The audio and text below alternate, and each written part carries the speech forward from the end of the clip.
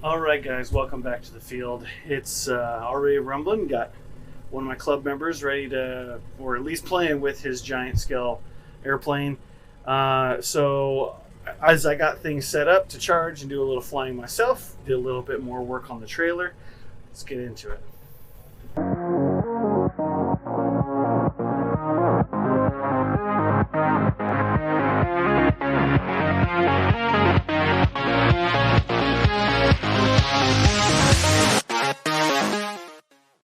So the first thing I did was the other night at the club meeting, when I was about to go home, the inverter actually fell off.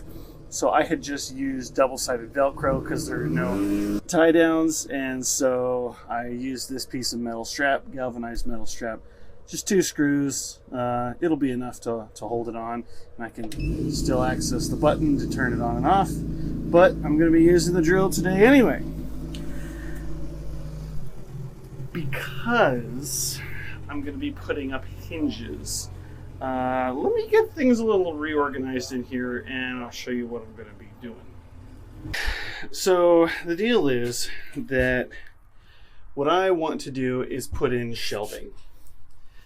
The shelving is, there's going to be like one shelf that's sort of in the middle.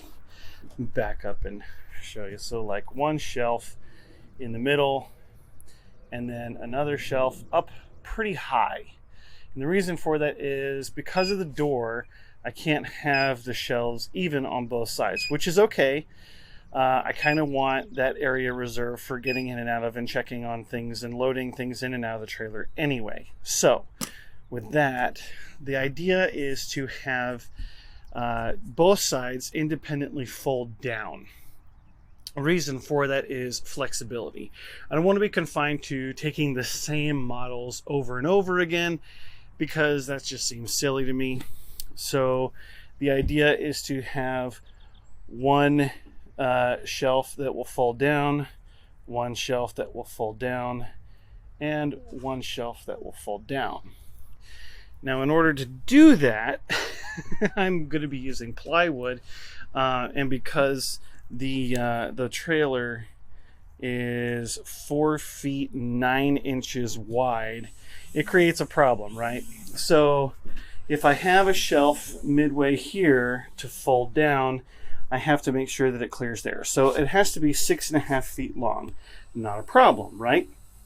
Well, if you take a 4 foot by 8 foot sheet of plywood and slice it down the middle, you're left with a 2 foot by 8 foot sheet of plywood, roughly, give or take. So 2 feet is not enough to evenly get across the entire trailer, right? So if we do 2 feet out by 6.5 feet long, we're good, right? And then we can do the same thing 2 feet by 2 feet by 6.5 feet.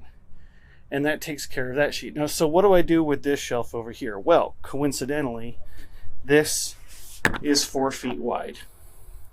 So if I do 4 feet wide here, I can make it as long as I want to meet up with the other side. So they're a little bit offset from each other. So that means that's going to be 2 feet 9 inches is going to be asymmetrical, which I'm okay with. But that means that these hinges need to be mounted at the proper height.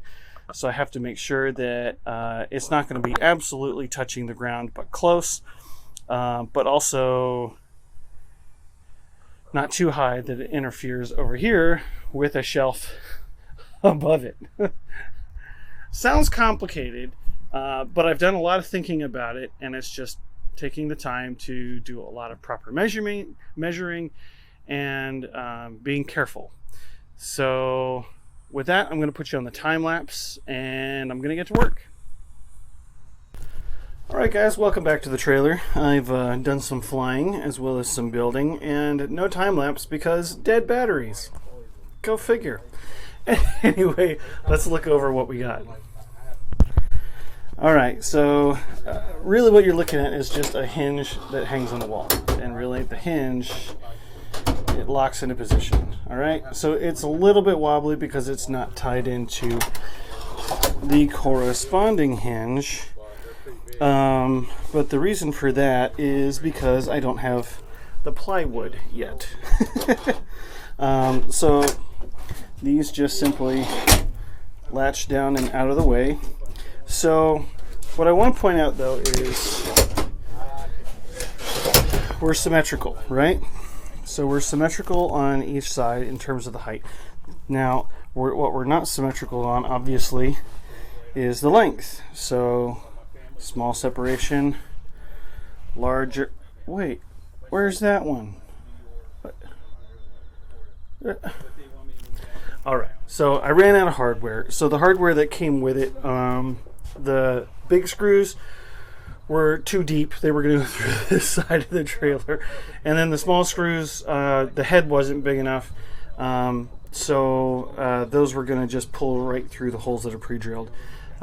So I need to get more hardware, long and short of it, in order to hang those. Because I had some spare screws in my little toolbox, but I only had 6. I had 6. So I've got to get more hardware, and so next you'll see me with hardware and plywood and something else. All right, and we're back. I've got some more screws to get the rest of the hinges put on. We're gonna finish this project. We're gonna finish this aspect of the trailer, and it's gonna be awesome. So let's get into it.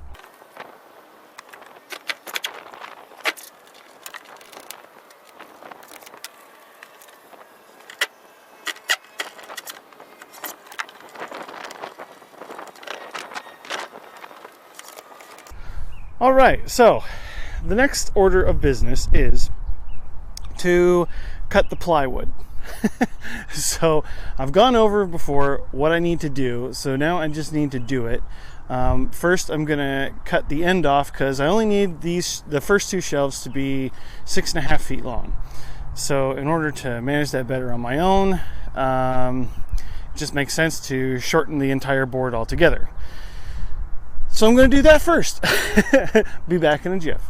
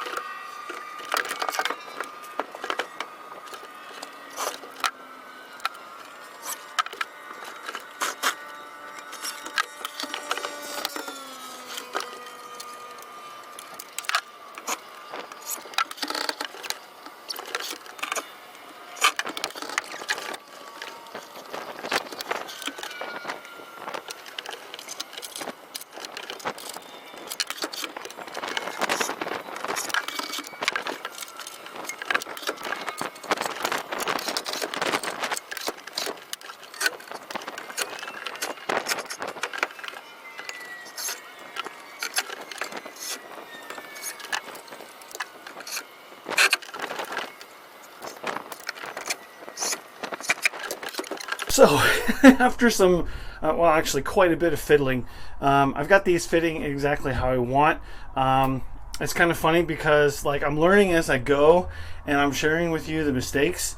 So one of the things that I did not account for was the thickness here. So my thought was, okay, well, when I raise this up, I want it to be flush up against here, but I was thinking more that I needed to have it flush up against that. And I'm like, you know what, that doesn't make that much of a difference when it comes to clearing the toolbox over here. So I ended up pushing it down on the bottom one, but Then I started learning that they wouldn't sit flush up against the wall when they were down, and it turns out just needed to pinch these a little bit so that it would go in, even though I was measuring and things were just a little bit off, one thing at a time. So that sags, and then that one sags, and then it drops down. So how about that? So the plan is now to do this one. So we are gonna, that's pretty cool. That's pretty cool. So this is gonna be covered with carpet, and I'm gonna try to do Velcro. So these, I think, are sturdy enough for transporting airplanes. I don't need them any thicker, honestly. I'm okay with things bouncing around a little bit and being in flux, because bendy means no breaking.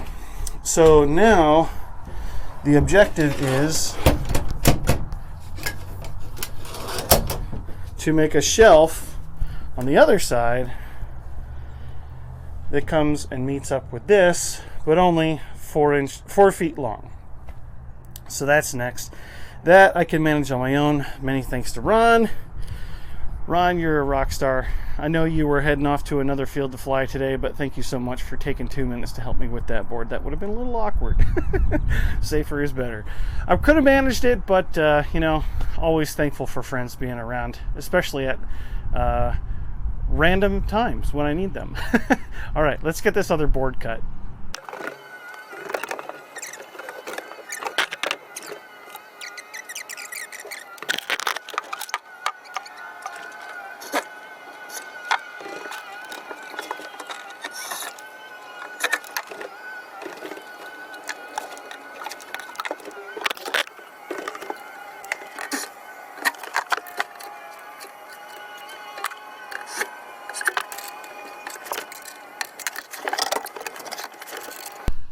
All right, so it works.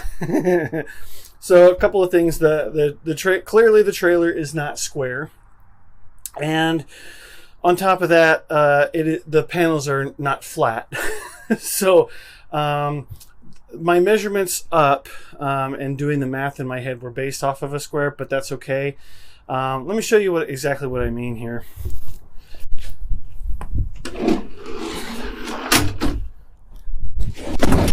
Whoop, there goes the GoPro. So when folding these up, I have a smaller gap here than I have down there. And that's frankly okay.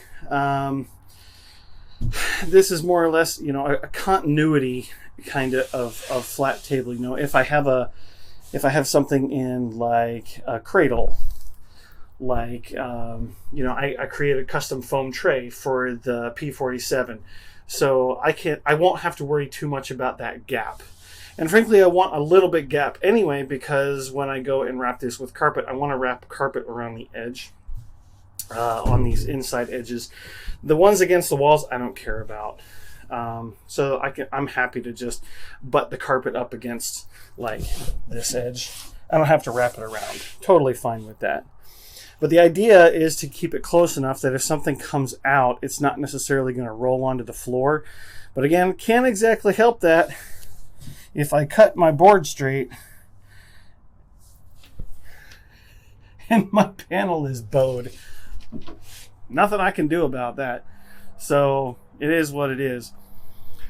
What I'm happy about is how the system is working out the way I want. So like I can come in here and I can just flip that up on one end. I don't have to go to both ends. I do have to go to both ends to flip things down, but I've got a nice shelf up there for small foamies, nice big shelves here.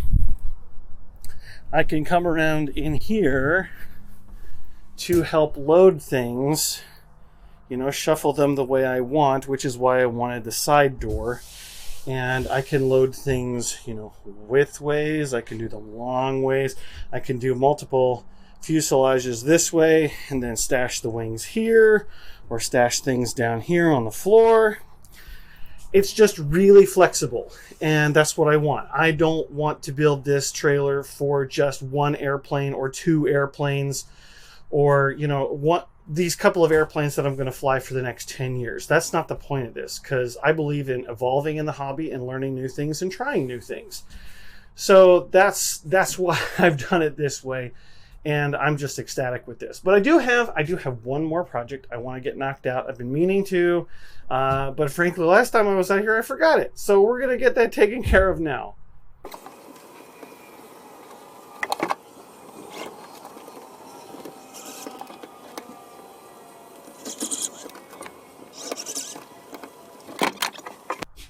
All right, guys. Something plain and simple, but it serves a number of functions. So let's go over that. First and foremost, yeah, it's a ruler. And sometimes when you're at the field, you need to measure stuff. Whether it's a piece of string, a carbon toe, you want to check the size of a prop. So I've got a yardstick, okay? $1. $1 yardstick. And what I did was I put some bolts, and I used a nylon nut. Obviously those are wing nuts, but I've got a nylon nut there to hold the bolt in the back. And I did recess that a little bit into the wood, just like with a Dremel tool, just so that it would sit flat. Not entirely necessary, but just, you know, fit and finish is a little bit nicer that way. So with that, I just took a whole bunch of props that, you know, would be good spares. So I've got spares for friends here at the field. I know a number of guys use these size props, these smaller ones. I've got spare props for some of my larger scale stuff. This is a spare prop for my Curtis Hawk, a couple of 3 blades, really high pitch prop. This is a 12-12, got some 9-9s for some other stuff. Let's see, that's 11-10. Some 3-blade props for the Cuda, another 3-blade prop, some more master air screw stuff, and another Zor. That's a backup prop for the purple plane, backup prop for that. So all those nice backup props, and now I'm gonna rearrange them a little bit so that they're not hanging down on the inverter and I can access that more easily. I just sort of threw them on there, more or less thinking, you know, it would be fine, but you know, one thing at a time here. Learning as I go. I'm already hitting my head on these shelves. It's pretty great. But thanks so much, guys, for following along. It means a lot to me. I'm probably backlit like crazy. So, you know, it's windy out here, so I'm probably not going to fly. But I got to tell you guys, it's been so much fun trying to get this trailer the way I want it to. Again, more things coming up for it. I've got plans, I've got ideas, and I appreciate you guys following along the journey. If you appreciate me and the work that I do, the things that I share, it would mean so much to me if you would hit the link in the description below and pick up a shirt. Pick up a shirt and share with other people what I do. It's all word of mouth, and I just love sharing my hobby and love sharing the things that I know. Ooh, getting wood in my eyes. You know, you guys are fantastic support, and the community is amazing. I love interacting with people, and I'm looking forward to doing more events with the trailer, with the models, and getting more ideas from you and your flying works of art.